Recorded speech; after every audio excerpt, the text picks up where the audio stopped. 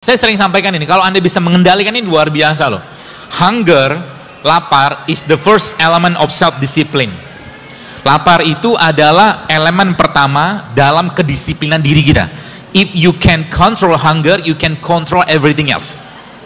Kalau Anda bisa ngontrol lapar, maka Anda bisa banyak kontrol yang lain gitu kan.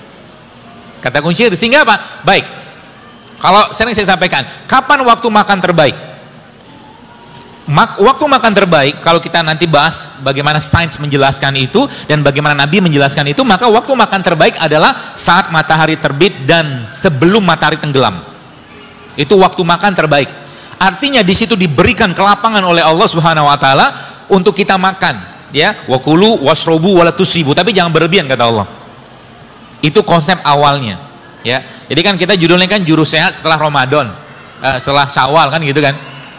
Jadi mudah-mudahan tips ini bisa Anda pakai nanti sehingga Anda tahu ternyata ngobatin penyakit itu gampang banget. Kalau punya penyakit, fix your food. Fix your food, benerin makanannya, nanti penyakitnya bisa hilang.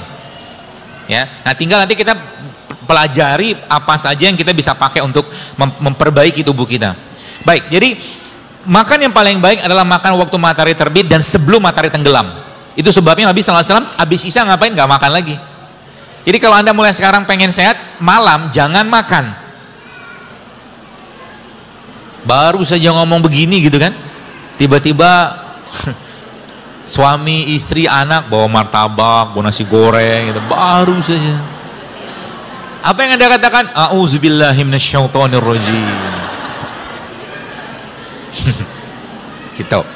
Jadi kenapa? Karena memang Rasulullah SAW habis Isya nggak makan, tidur. Ya, jadi cara Anda atau cara kita untuk merontokkan lemak sebenarnya paling gampang banyakin tidurnya, tapi banyakin dalam konteks yang positif ya, karena memang secara sains memang orang yang tidur 7-8 jam tubuhnya bisa membakar lemak sendiri. Gitu ya. Makanya waktu pagi, jadi waktu kita tidur kan kita ngapain sih? Puasa. Kan nggak makan. Terus paginya ya, paginya kita ngapain? Biasa orang makan kan. Nah, puasa itu saya coba hubungkan dengan berbagai macam disiplin dan ilmu lah gitu kan. Jadi puasa itu kan kalau puasa, sarapan itu bahasa Inggrisnya apa sih? Breakfast. Fastnya di break. Kan gitu kan? Artinya apa? Pagi itu buka puasa. Buka puasa kira-kira lebih cocok makan kurma atau bubur ayam?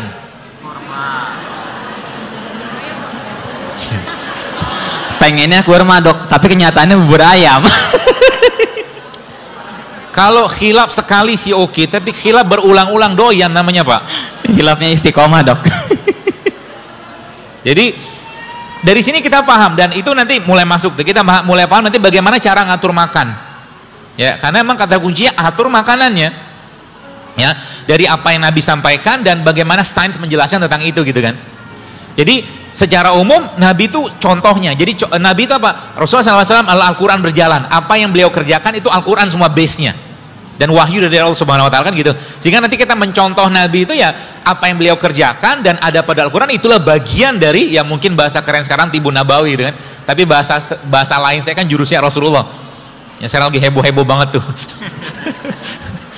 Ya, jadi bagaimana kita mengikuti perilaku Nabi mulai dari bangun tidur sampai mau tidur lagi, itulah yang kita kerjakan tiap hari gitu kan. Nabi makan apa? Saya sangat yakin kalau seandainya di zaman Nabi itu ada cilok, ada cireng, seblak, Nabi nggak makan. Kenapa? Waktu sahabat radhiyallahu ajmain mereka makan biawak, Nabi nggak makan biawak loh. Betul? Boleh nggak biawak? Boleh, tapi Nabi nggak makan karena yang namanya Nabi itu makannya pasti benar, pasti bagus gitu kan, the best lah gitu kan. Nah kita kan bisa contoh, mungkin tidak semua karena kita juga ya nggak usah bicara kita bukan Nabi, kita nyontoh sahabat itu udah luar biasa gitu kan. Jadi intinya apa yang kita bisa contoh aja. Contoh mungkin Nabi rambutnya kan sampai ke bahu kan gitu. Bisa nggak kita contoh? Ya kalau misalkan kita bawaannya dari dulu memang botak, ya mau contoh apa gitu kan? Gak usah pakai implan rambut, gak usah. Tapi yang bisa kita contoh misalkan Nabi six pack gitu kan. Kalau bahasa hadis itu kan perut Nabi itu kan seperti batu bersusun. Jadi kalau Anda katakanlah pengen six pack, boleh nggak? Boleh, karena Nabi begini gitu kan. Gitu. Jadi istrinya kan seneng ngelihatnya. Jangan buka aib gitulah, Mas. Enggak, Mas, untuk apa? Apa one pack? Iya.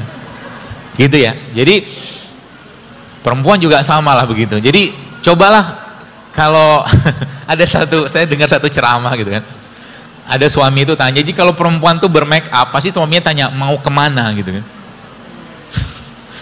Jarang dia make up untuk suaminya gitu kan. Jadi dia berhias-hias itu untuk di luar. Kita nggak bahas itu lah. Baik, jadi makan terbaik kapan? Makan terbaik itu waktu hormon laparnya lagi tinggi-tingginya. Kapan? Siang. Jadi nanti kalau teman-teman pahami konsep ini, sebenarnya kita tuh nggak usah banyak-banyak makan, tapi lebih banyak lapar daripada makan. Jadi makan sekali sehari cukup untuk memenuhi kebutuhan nutrisi kita. Sehari aja cukup. Ya. Kalau mau. Jadi nanti challenge-nya gimana? Challenge-nya begitu nanti. Ya. Jadi jam 7 sampai jam 8 pagi teman-teman sekalian, saat ini atau di jam ini hormon lapar kita lagi rendah-rendahnya. Hormon lapar ya, namanya grelin. Artinya kalau Anda makan pada jam 7 atau jam 8 bukan merupakan waktu yang tepat untuk makan. Kalau Anda pengen tetap makan, maka makannya sebelum subuh. Islam mengajarkan namanya apa? Sahur. Itu makan yang paling baik, bukan paling baik. Itu makan yang terbaik untuk saat itu gitu kan. Apa yang dimakan? Nah, ini yang kita perlu pahami. Zaman sekarang banyak orang nggak ngerti apa yang dimakan. Allah Subhanahu wa taala sudah sampaikan dalam surat Abasa, "Falyanzuril insana ila ta'ami anna sababna ma sabba." Jadi Allah katakan, tidakkah kau perhatikan apa yang kalian makan gitu kan tiap hari? Contoh gini. Teman-teman pernah berpikir nggak ketika kita makan apa ya? Gorengan lah yang paling gampang. Ya saya tidak anti gorengan sih ya, tapi saya jarang makan gorengan. Ya, di depan gorengan saya tidak akan caci gorengan, tapi saya tidak makan karena adabnya begitu. Kan gorengan nggak ada sekarang. Saya ngomong tentang gorengan gitu kan. Jadi jangan bilang, oh dokter mencaci makanan, nggak ada makanannya. Saya ceritain tentang mereka gitu loh. Sekarang. Dan kita harus tahu juga. Kenapa harus tahu? Karena memang gini. Kita bicara misalkan gini, kalau Anda paham ini, maka nanti Anda akan mulai mikir apa yang mau Anda makan. Kenapa? Ketika Anda makan sesuatu, maka pilihannya yang dimakan itu jadi bibit penyakit atau jadi sesuatu yang menyehatkan kita gitu loh. Dan Anda sudah jadi di sini nafsunya bermain. Contoh, Anda disuguhin buah, Anda disuguhi gorengan. Kalau Anda pilih atau kita pilih nafsu yang lebih utama, maka kita akan pilih gorengan, betul? Tapi kalau kita pakai akal kita, pakai iman kita, maka kita akan pilih buah. Gitu. Kalau udah sampai pada begitu, maka apa yang terjadi tiap hari itu kita akan seperti itu. Yang dimakan tuh benar terus gitu kan. Kenapa? Karena kemarin ada teman yang nge-WA saya. 10 tahun yang lalu, saya sudah pernah tulis di Twitter, zaman Twitter. Saya bilang, suatu hari kelak, Indonesia ini akan kebanjiran autoimun kalau pola makan masih kayak begini. Ternyata benar sekarang. Autoimun kan luar biasa sekarang. Lupus lah, rematik lah, banyak banget. Gara-gara apa? Gara-gara orang nggak ngerti apa yang dia makan. Orang kampung zaman dulu nggak ngerti sosis, Pak. Betul? Orang kampung dulu nggak ngerti nugget loh. Orang kampung dulu nggak ngerti makanan atau minuman kemasan. Mereka minumnya air kelapa. Kan gitu. Tapi sekarang yang dimakan mereka apa? Sebagian besar sudah kemasan semua. Kata kunci pertama mulai sekarang, avoid processed food. Jadi kalau Anda mau sehat mulai sekarang, hindari semua makanan yang diolah. Jadi kalau Anda pengen makan apa ya, makan bakso, boleh nggak? Boleh sekali-sekali. Tapi Anda makan bakso itu pengen makan dagingnya, tepungnya, atau rasanya. Kalau Anda pengen makan dagingnya, maka makan daging, bikin sup ikan, bikin apa gitu loh. Tapi kalau Anda pengen makan rasanya, maka kita sudah kecanduan. Nah, ini saya sampaikan berulang-ulang.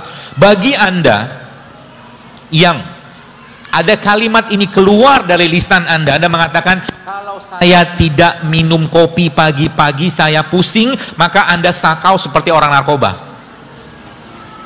Jadi makanan itu juga bisa memberikan kecanduan seperti halnya obat dan alkohol. sama dia. Kalau pagi-pagi saya tidak minum teh, maka saya bisa lemes. Kalau udah kayak begini kata-kata yang keluar, maka bisa dipastikan kita sudah, kalau bahasa saya sudah saka, udah kecanduan dengan makanan atau minuman tadi. Ya, maka dari sini kita akan belajar bagaimana cara mengatasinya, dan yang penting sih pola sebenarnya. Kalau polanya paham, nanti teman-teman bisa memilih-milih apa yang harus dimakan, apa yang harus diminum. Ya, jadi kunci pertama adalah bahwa semua isi badan kita ini yang ngolah siapa? Yang ngolah perut kan? Yang ngolah perut. Maka kata kuncinya ada di perut. Kalau kita bicara di perut teman-teman sekalian, maka ada 3 poin yang Anda perlu pahami di perut. Perut itu obatnya apa? Puasa, yang pertama. Perut itu obatnya apa? Prebiotik, yang kedua. Perut itu obatnya apa? Probiotik. Apakah Nabi mengajarkan atau menyampaikan ini? Tidak secara spesifik, tapi Nabi menunjukkan pola-pola itu gitu. Dan kita contoh itu. Contoh misalkan kalau Anda yang pernah buat air rendaman kurma. Air rendaman kurma itu apa sebenarnya? Kurma itu prebiotik. Kurma prebiotik. Dan pernah saya sampaikan bahwa kalau Anda pengen makan buah dan sayur, maka makanlah semuanya. Contoh, Anda misalkan pengen makan semangka. Semangka itu dari bagian kulit hijaunya sampai bijinya sampai dagingnya bermanfaat semua. Ya. Kalau kedondong gimana, Dok? Gitu kan. Kedondong sih saya belum dapat datanya, tapi kalau semangka itu sangat bagus. Ya, bijinya bagus, bahkan bijinya bisa dipakai untuk membantu kesuburan pria dan wanita. Anggur juga sama. Ya, anggur itu bijinya itu punya minyak, yang minyak itu dia berperan sangat baik untuk melenturkan pembuluh darah kita, jantung semua. Itu minyak biji anggur namanya. Jadi apa-apa yang Allah ciptakan itu semuanya pasti bermanfaat. Kenapa sekarang TBC banyaknya luar biasa? Karena kuman TBC itu habitatnya di tanah. Kuman TBC habitatnya ketika tanahnya terganggu, maka dia cari tempat yang lain. Jadi sebenarnya kuman itu jangan dimusuhin. Ajak kenalan, silaturahim, ngobrol gitu kan. Maksudnya gimana? Gini. Kalau Anda ketemu dengan, jadi jangan takut, kita tuh jangan fobia banget sama kuman gitu loh. Tidak pada ranah operasi atau rumah sakit, ini ranah umum ya. Contoh gini, ada anak orang kaya ya, dia tiap hari tuh kalau mau makan mau apa cuci tangan pakai sabun antiseptik gitu. Pokoknya dikit-dikit sabun antiseptik. Itu yang pertama. Terus ada orang yang biasa-biasa aja, kalau mau makan cuci tangan pakai air gitu aja. Kalau dua anak ini saya ajak makan rujak pinggir jalan, kira-kira yang diare yang mana? Yang kaya kan? Kenapa? Karena yang kaya ini banyak bakteri di sini dia yang disingkirkan. Maka cara paling baik Anda untuk mengenali bakteri atau memperkenalkan bakteri adalah makan itu. Jika memungkinkan dengan tangan, maka makanlah dengan tangan. Termasuk kalau Anda pengen mendapatkan atau mencurahkan kasih sayang kepada anak, maka sebelum makanan itu Anda suapi, Anda buntel-buntelin dulu. Karena di sini ada enzimnya.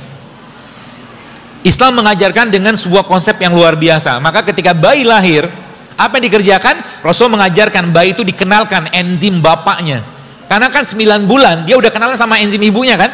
Maka Nabi mengajarkan ada namanya tahnik. Tahnik itu proses pengenalan enzim dan sebuah mungkin biotik yang luar biasa yang ada pada tubuh bapaknya. Terutama di mulutnya. Gitu kan. Jadi dengan mengunyah kurma, kemudian diambil bagian serpihan yang lembut tadi, diletakkan di bagian, itulah bentuk vaksinasi islaminya gitu kan. Itu luar biasa. Ada teman saya meliti dan dia kaget luar biasa karena itu termasuk kategori vaksinasi apa ya dia bilang, terus saya lupa istilah medis gitu lah. Tapi itu dahsyatnya luar biasa gitu kan. Maka makan dengan tangan salah satunya, ya. Sehingga apa? Sehingga Nabi mengajarkan ketika kita selesai makan ngapain? Di mut kan, dijilat. Kalau nggak salah pernah ada videonya.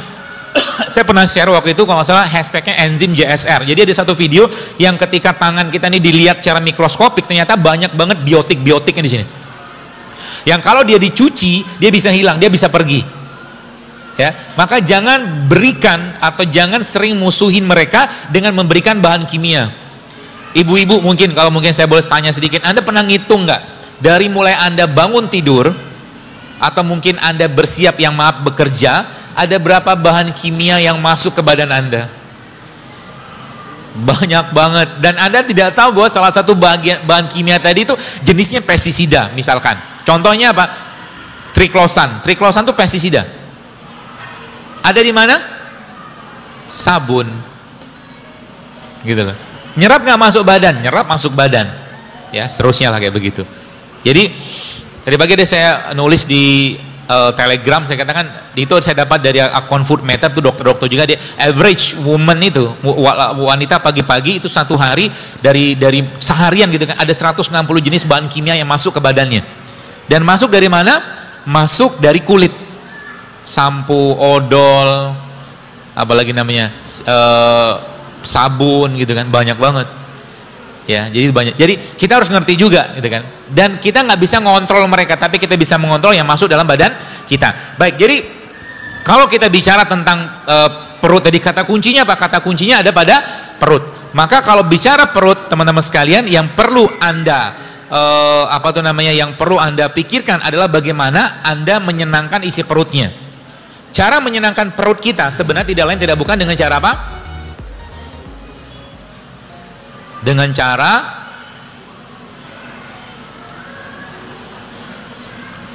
apa? Dengan cara ini. Jadi mulai sekarang, saran saya sih ya, mulailah lebih sering laparnya daripada kenyangnya. Mulai sekarang. Terutama bagi Anda yang pertama, ada rules-nya sebenarnya. Rules pertamanya adalah Anda yang berat badan Anda di atas rata-rata, which is itu overweight atau obese. Yang pertama. Yang kedua, Anda yang punya banyak masalah kesehatan. Mark Twain katakan, dia kata a little starvation, dia katakan sedikit lapar itu jauh lebih baik daripada obat manapun. Kenapa? Baik, saya cerita begini, biar gampang dicerna. Saya punya harimau, contoh aja fiktif. Harimau ini kalau satu hari saya kasih 10 kg daging untuk makan tiap hari, lalu pada satu hari harimau tadi, teman-teman sekalian, saya nggak kasih 10 kg daging, tapi harimau tersebut saya kasih cuma 1 kg daging saja. Artinya ada sekitar 90% kalorinya dia, nutrisi dia yang saya batasin. Apa yang terjadi?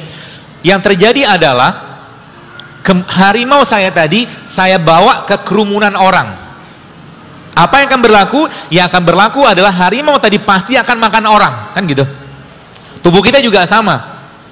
Nanti Anda akan mulai paham kenapa olahraga terbaik itu justru malah saat berpuasa.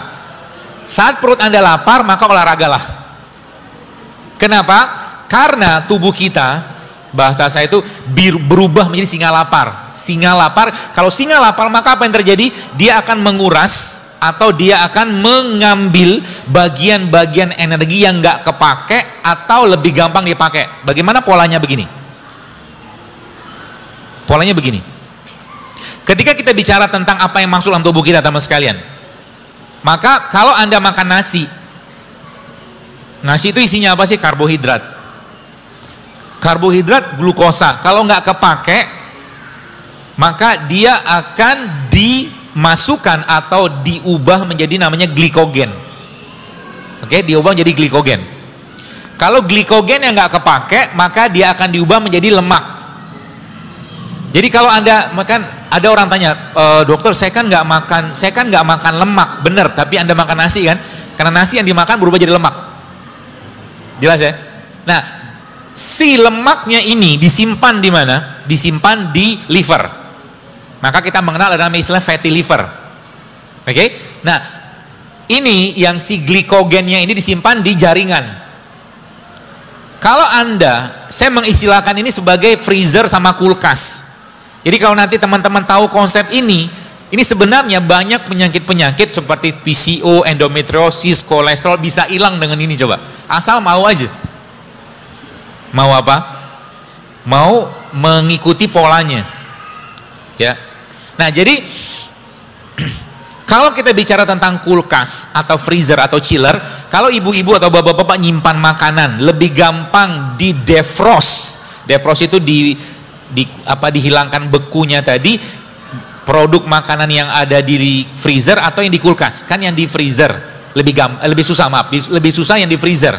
Jadi freezer itu udah beku banget. Kita butuh berapa lama, berapa banyak atau berapa waktu untuk mendefrost. Nah, tubuh kita juga sama. Jadi ketika seandainya Anda punya penyakit, ini keywordnya ya, Anda punya penyakit yang tidak hilang-hilang juga dengan herbal, dengan apapun obatnya, maka kata kuncinya apa? Lamain puasanya. Paham ya? Lamain puasanya.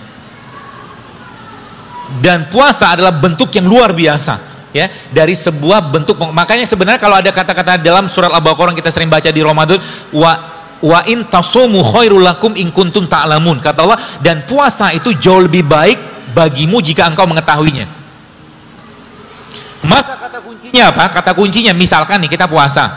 Ini saya kasih langsung clue-nya ya. Anda puasa, misalkan puasa Senin Kamis atau puasa Daud atau puasa Ayam Ubid gitu kan. Sahur jam 4 misalkan. 4 ke 4 sore sudah 12 jam. Jadi 12 jam. Jadi sebenarnya ada quote yang lain, selama Anda menzolimi atau selama kita menzolimi dan nyampahin badan kita, selama itu pula kita juga puasa harusnya. Kenapa? Mungkin teman-teman gak mikir ya, belum mikir gitu kan. Tubuh kita itu organ yang sangat sensitif. Anda mungkin akan ketemu dengan anak-anak yang tiba-tiba gara-gara makan udang 1 potong langsung muncul alergi, ada gak? Makanan yang kita makan bukan cuma jadi kalori, bukan jadi sel, bukan jadi otot, tapi dia juga akan menjadi bagian dari gen tubuh kita. Artinya apa? Kenapa sekarang banyak laki-laki perempuan ketika mereka sudah menikah susah punya anak?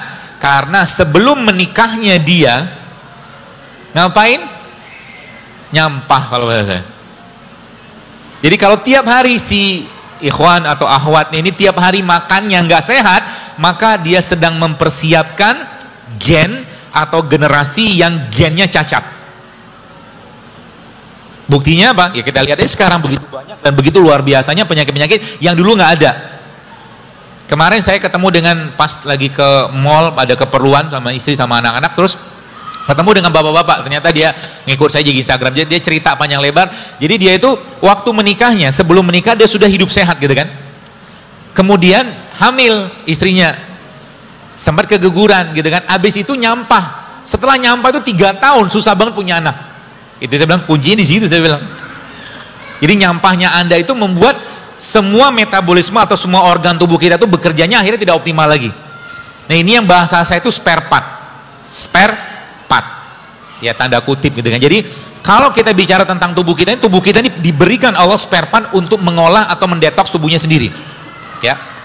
Jadi jam 4 sampai jam 4 sudah 12 jam. Maka caranya gimana? Caranya teman-teman sekalian, Anda jangan masukin lagi produk makanan, minuman yang dia bisa nangkring di mana? Di kulkas. Maksudnya gimana?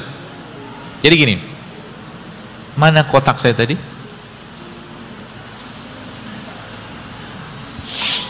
Isi dari kulkas tadi apa? Glikogen kan? Sumbernya apa? Glukosa kan? Artinya sekarang kalau Anda mau mengakses freezernya atau chillernya, maka kata kuncinya apa? Jangan nambahin lagi beban di sel atau otot kita untuk mengurai glukosa yang masuk. Artinya yang Anda makan, yang Anda minum harus rendah kalori.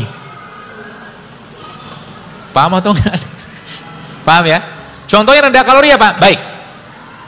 Kalau Anda minum infusan water atau air infus atau kita sering sebut air nano JSR itu yang infusnya isinya nanas sama infusan yang isinya,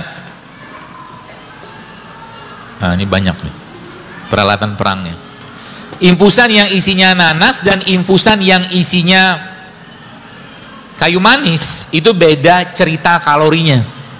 Kalau infusan yang isi nanas tetap ada glukosa di sana. Itu sebabnya teman-teman yang kalau pagi Anda minum air infusan tadi, infusan nanas misalkan gitu kan, atau semangka, Anda akan kenyang.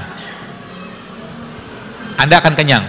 Tapi kalau Anda yang Anda makan, yang Anda minum katakanlah pagi-pagi itu misalkan infusannya kayu manis, ketumbar misalkan, atau mungkin jahe, baik itu diseduh atau mungkin di infus gitu, maka Anda mengurangi asupan kalori yang masuk. Paham ya? Karena produk yang dimakan tadi kalorinya rendah. Jadi pagi-pagi itu bagusnya gimana? Pagi-pagi saya katakan sekali lagi kan, pagi-pagi itu sebaiknya mulai sekarang jangan banyak makan. Pagi-pagi. Sarapan itu mulai sekarang jangan banyak makan. Bagaimana kita ngaturnya? Sederhana sekali teman sekali. Jadi pagi-pagi itu sebenarnya Anda bisa mengkonsumsi beberapa jenis produk makanan. Ya, yang dia tidak membebani badan kita. Contohnya apa? Nih, misalkan ini kayak teh hijau. Ini saya bawa sampelnya aja. Ini teh hijau. Teh hijau ini kalorinya rendah nggak? Hampir-hampir nggak ada kalori. Jadi Anda pagi-pagi itu minum teh hijau boleh nggak? Boleh. Nanti lapar nggak? Pasti lapar. Tenang aja. Kalau sudah lapar, maka apa yang Anda kerjakan? Biarin aja. Karena lapar itu biasanya cuma setengah jam. Habis itu tubuh kita akan berubah menjadi singa lapar. Paham? Jadi sehingga nanti apa? Tiba-tiba Anda ngukur berat badan, turun sendiri dia. Kenapa? Yang diakses sama singa tadi siapa? Chillernya. Paham ya? Artinya apa? Artinya, dokter kok mirip keto? Ini bukan keto. Tenang aja, ini bukan keto. Saya ada yang mengatakan, si Zelo Akbar itu katanya flexitarian. Saya makan daging, kita makan daging karena Rasul makan daging. Kalau keto kan nggak makan buah, makannya buah alpukat doang karena lemak kan. Kalau saya pribadi, ini pendapat saya tidak menyarankan keto tiap hari. Kenapa? Proteinnya luar biasa tinggi. Kalau nggak ada air yang cukup, ginjal kita jebol juga. Ikutin saja bagaimana pola makannya Nabi gitu loh.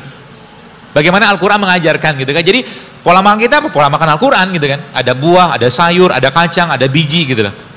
Seperti itu. Jadi pagi-pagi kita ngapain? Pagi-pagi Anda atau kita yang dimakan, supaya nanti persiapan siang harinya baik, maka pagi-pagi jangan makan kalori.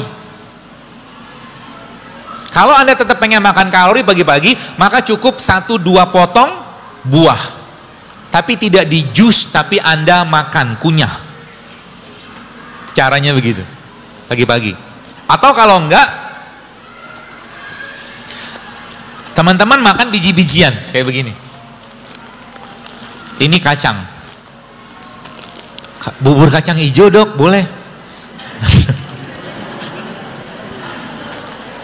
Tiap hari nggak boleh. Kalau Anda sekali-kali makan kacang hijau silakan, tapi karena kenapa?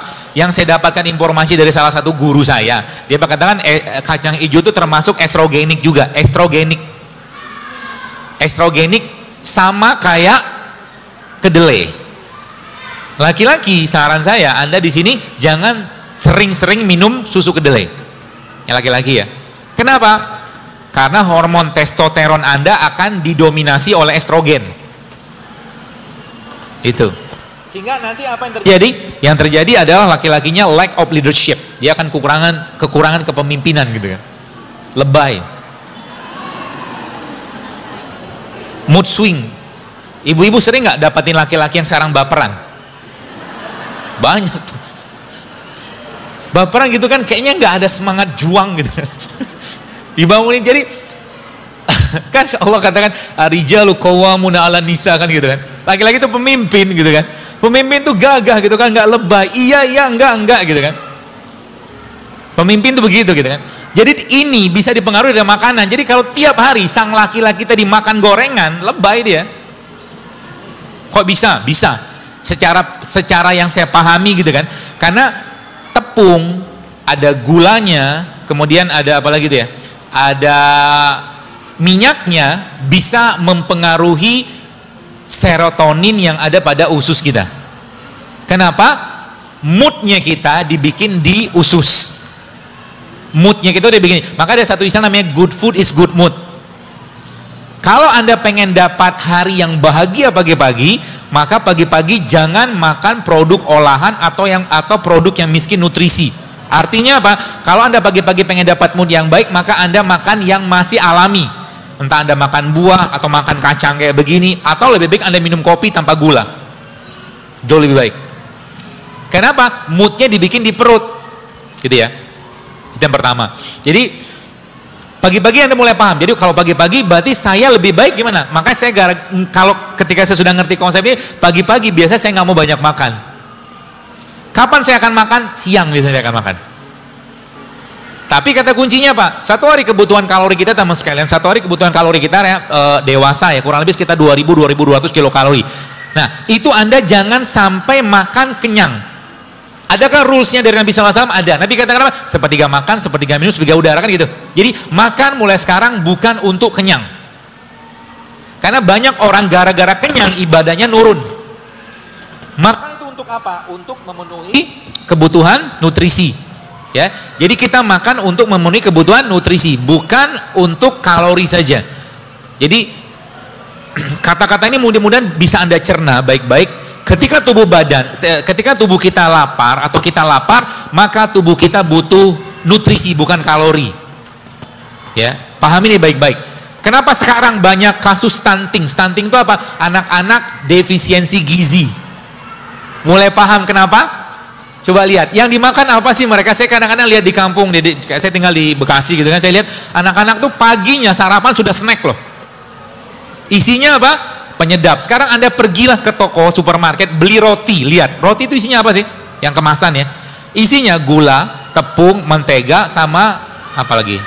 Ya kurang lebih itulah, telur, 4 isinya. Tapi kalau Anda lihat roti zaman sekarang, ingredientnya bisa beberapa paragraf, betul? Apa isinya itu? Sebagian besar bahan kimia gitu loh, sebagian besar bahan kimia. Masuk nggak ke badan? Masuk. Dan jadi bagian. Belum lagi kalau kita bicara tepung. Tepung itu kalau boleh saya katakan salah satu salah satu bahan yang kalau boleh saya katakan mulai sekarang hindarilah sering-sering. Jangan sering-sering makan tepung. Tepung yang dikasih minyak, dikasih sayuran namanya apa? Wah.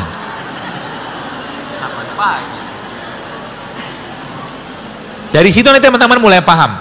Kenapa? Nabi mengajarkan kepada kita, baik, kalau ada makanan yang kita makan, lalu kita ngantuk gara-gara makanan tadi, maka kata kuncinya apa? Kata kuncinya tubuh kita nggak bisa ngolah makanan tadi, atau makan yang dimakan miskin nutrisi. Sekarang misalkan Anda makan nasi, campur gulai, apalah gulai macam-macam gitu kan, campur sayuran yang juga pakai santan, biasanya habis makan tuh ngantuk kan? Kenapa? Karena yang dimakan nggak bisa diolah badan. Kalau tubuh nggak bisa ngolah, maka apa yang terjadi? Tubuh minta istirahat. Itu sebabnya kalau bahasa saya tadi, kenapa makan itu terbaik siang hari? Maka Islam mengajarkan supaya makannya baik, supaya tubuhnya siap dengan enzim, maka Rasulullah mengajarkan namanya apa? Tidur siang. Jadi sebelum, katakanlah Anda makan jam 1 nih, setengah 12 tidur dulu untuk mengistirahatkan enzim. Dan Nabi mengatakan apa? Tidur siang itu adalah untuk persiapan malam hari. Gitu. Maka tidur siang. Biasakan tidur siang mulai sekarang. Berapa lama? Jangan lebih dari 30 menit. Jangan lebih dari 30 menit.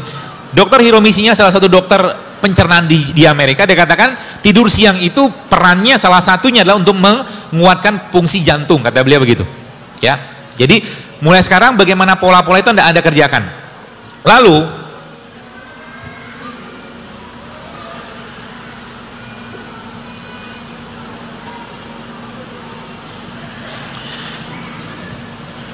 tadi kalau kita membahas tentang ini sedikit lagi. Artinya mulai sekarang kalau Anda lemes, kalau teman-teman lemas, jadi konsep ini bisa kita pakai tiap hari. Jadi kenapa orang puasa, kata apa hikmah Nabi SAW ketika berbuka puasa, beliau SAW memakan rutop, kurma. Karena kurma kategorinya apa? Pertama dia kategorinya prebiotik. Kurma itu prebiotik, itu yang pertama. Yang kedua, kurma mengandung glukosa. Lagi lemes-lemesnya kita makan glukosa, bagus nggak? Bagus. Apa yang terjadi? Yang terjadi kemudian adalah tubuh kedapatan atau terasup energi, sehingga kita lebih berenergi ketika berpuasa. Tapi beda ceritanya kalau seandainya Anda sahur tidak menggunakan kurma, ya. Kenapa tidak menggunakan kurma? Boleh kan pakai kurma? Boleh, tapi kurma jangan banyak-banyak. Satu hari kalau boleh saya sarankan, terutama ibu-ibu yang mau promil ya. Promil itu sebenarnya gampang. 3 ini Anda makan mulai tiap hari. Madu 1 sendok teh, zaitun 1 sendok, madu 1 sendok makan, zaitun 1 sendok makan, kurma 7 butir. Makan tuh mulai sekarang. Kurma prebiotiknya, madu asam aminonya, zaitun lemaknya, udah cukup. Jadi 3 ini aja Anda makan tiap hari, itu perut kita akan sangat merasa apa ya, berterima kasih lah gitu kan, seperti itu. Banyak banget. Dan jadi gini, kalau kita bahas tubuh kita, jadi tadi saya katakan perut ya, jadi kita bahas perut. Perut itu ada kuncinya, ada 2. Yang pertama tadi apa, prebiotik sama probiotik. Indonesia kaya nggak dengan itu? Kaya banget. Salah satu probiotik yang paling baik di Indonesia namanya apa? Acar. Makanya acar ya, asinan. Itu kan diasinin kan? Asin itu pakai apa? Pakai gula, pakai garam. Lalu muncullah biotik di sana. Gitu loh. Itu sebabnya kimchi itu salah satu makanan fermentasi di Korea, itu diakui dunia sebagai world healthiest food. Kan gitu. Indonesia punya nggak makanan lain yang juga tidak kalah sehatnya? Ada, namanya apa? Tape. Tape itu sehat. Tape itu kan fermentasi kan? Ada glukosanya, ada. Nanti kalau Anda misalkan lagi apa ya, perutnya lagi bermasalah, sebenarnya sepotong kecil tape itu bagus banget. Di samping tempe juga bagus. Tempe juga probiotik. Ya. Jadi yang pernah saya share di mana, di IG kemarin itu, ketika prebiotik ketemu probiotik, maka bahagianya luar biasa mereka. Sudah ada nyobain belum? Tempe di jus sama kurma. Enak Pak. Kok nyeleneh gini? Ya begitulah nyeleneh. Ya, nyeleneh tapi yang bagus gitu kan. Jadi ketika tempe ketemu kurma, maka Anda sedang mengawinkan prebiotik sama probiotik. Dan gak usah makan banyak-banyak. Jadi pagi-pagi sarapannya udah cukup sebenarnya. Kenapa? Kurma prebiotik kan. Ada gula nggak? Ada. Tempe probiotik kan, fermentasi. Ada protein? Ada. Jadi ketika kurma ketemu tempe, ada nggak sih? Tuh nggak disiapin ya? Nggak ngomong saya, nggak apa-apa lah. Lupa pula. Tempe sama kurma. Nggak ada asisten di depannya. Jadi ketika tempe ketemu kurma, itu the best. Dan makan tempe itu paling baik dalam kondisi tempe yang mentah. Jadi pagi-pagi sarapannya, kok aneh begini, coba aja kerjain. Nanti seminggu aja Anda kerjakan, Anda akan merasakan badan yang jauh lebih sehat. Serius. Ilmu begini emang nggak diajarin di sana, di fakultas nggak diajarin. Saya belajar sendiri gitu kan, mencoba merangkum bagaimana konsep Islam dan bagaimana sains menjelaskan tentang itu. Jadi nanti pagi-pagi, apa yang Anda kerjakan? Yang Anda kerjakan pagi-pagi, Anda minum teh rempah pagi-pagi. Teh rempah itu contohnya apa? Ketumbar, kayu manis, jahe juga termasuk rempah lah ya. Atau mungkin teh kunyit gitu kan. Boleh diimpus, boleh dikasih air panas. Habis itu Anda makan apa? Makan kurma, 3 butir aja. Ya, nggak usah banyak-banyak. Lalu habis itu Anda makan tempe. Jadi nyamilnya tempe sama kurma. Tempenya diapain? Mentah. Kenapa saya lebih sarankan mentah? Karena ada satu ilmu, bukan satu, gini, protein itu rusak dengan pemanasan. Jadi sebenarnya orang yang makan telur di dadar, proteinnya sudah rusak, tapi gizi tetap ada ya. Protein dia sudah namanya denaturasi. Jadi antara telur yang mentah sama telur yang diceplok, sehatan yang mentah. Begitu. Tempe kan protein, digoreng nggak?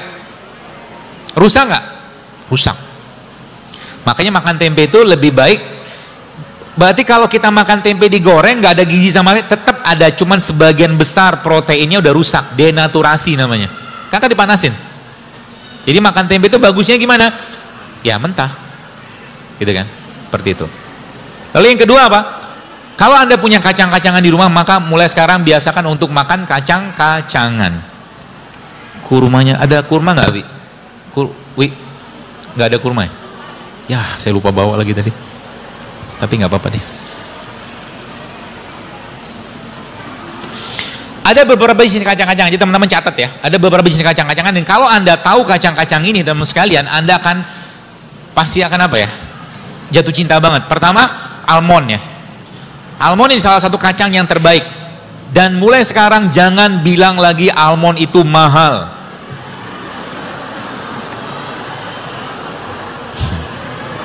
Kenapa? Karena kalau kita tidak mengupgrade isi pikiran kita, sampai kapanpun kita tidak akan bisa beli, serius. Saya kasih tahu sedikit rahasia saya. Saya ya, karena memang saya mendidik mental saya itu bukan mental kerupuk. Kalau saya pengen sesuatu, maka saya langsung ngomong sama benda itu dan ngomong sama Allah. Terutama ngomong sama dalam bentuk doa. Contoh, saya pernah pengen beli jam. Saya pernah cerita ini. Jam itu sekitar 5 tahun lalu saya pernah pengen beli, dan untuk saya harganya lumayan saat itu gitu kan.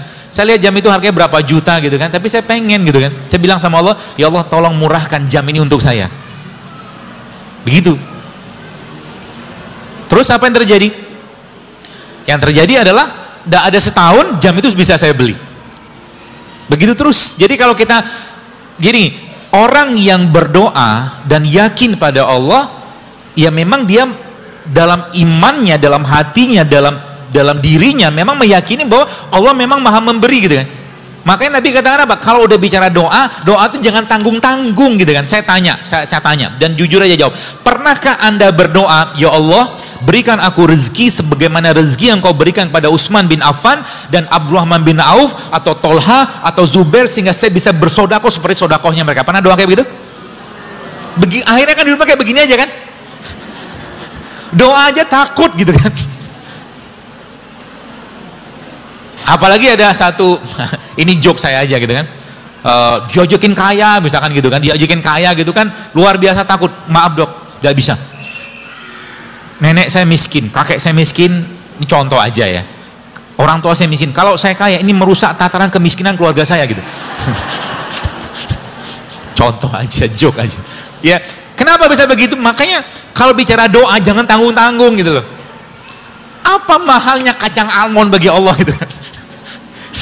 Ya mungkin boleh saya katakan dulu juga saya nggak beli kacang almond, katanya mikir juga tanda kutip, bukan saya mengatakan mahal, bukan, tapi saya mikir buat apa. Tapi sekarang akhirnya kacang almond itu terus datang ke rumah saya hampir tiap saat gitu kan, ada orang kirim segala macam gitu loh. Kurma, sekarang saya nggak beli kurma, dikirimin terus kurma gitu kan.